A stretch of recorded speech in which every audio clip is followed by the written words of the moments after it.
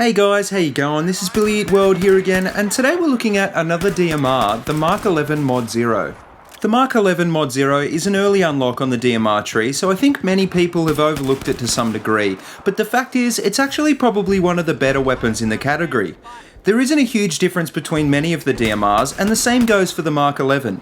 What it does have though is an edge over most of the other guns in accuracy and reload speed. Its base ADS spread is 0.05, which is half of that of arguably the most popular DMR, the Ace53 SV.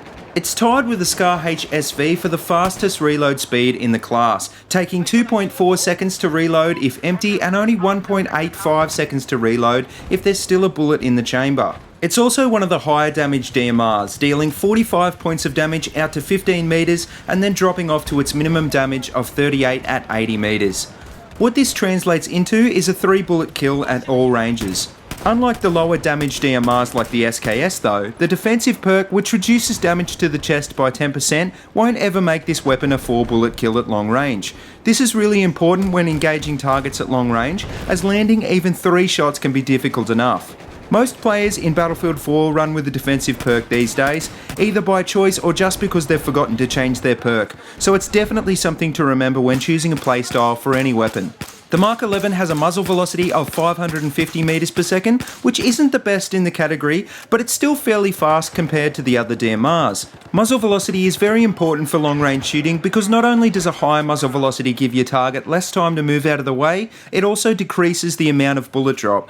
The biggest drawback to the MK11 is that while it has a reasonably average upwards recoil, it has quite a decent pull to the right.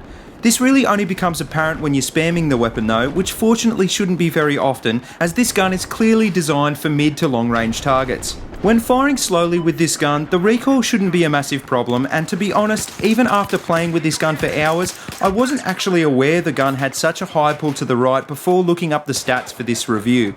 The rest of the MK11 stats are pretty average. It has a standard capacity of 21 rounds and the standard DMR fire rate of 260 RPM.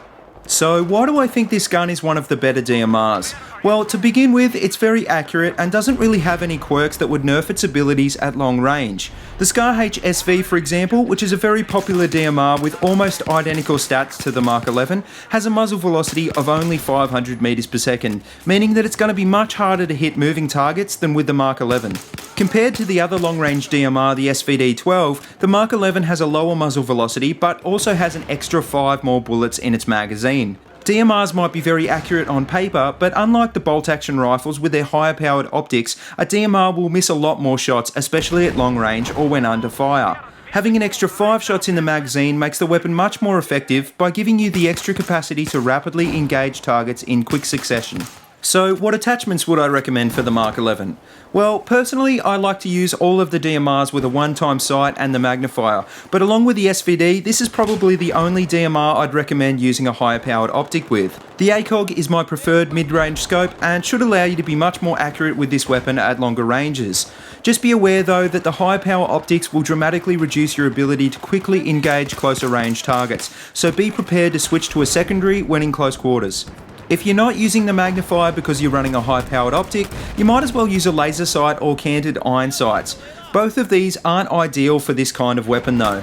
You really should be switching to a fast-firing sidearm like the 93R for CQB, but if you really have to engage close-range targets with the MK11, I'd probably edge towards the laser sight. The canted iron sights aren't particularly easy to see through, and this isn't made much better by the fact that you have a giant scope hanging off to one side of the gun. Being able to see what's happening around you is probably the most important thing in CQB, so it's worth bearing this in mind when you're trying to choose a loadout for any weapon.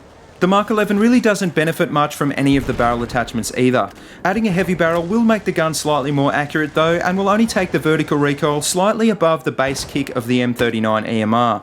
The vertical or folding grip will reduce the kick a fair bit, so it's probably a good choice if you do decide to run with the heavy barrel. If you'd rather be more accurate while firing fast though, a stubby grip will reduce the gun's spread increase per shot.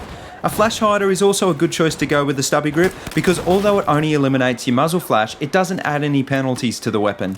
The suppressor, muzzle brake and compensator will all nerf the gun's effective range, so if you really do want to run with one of these attachments, maybe try them out on a different gun.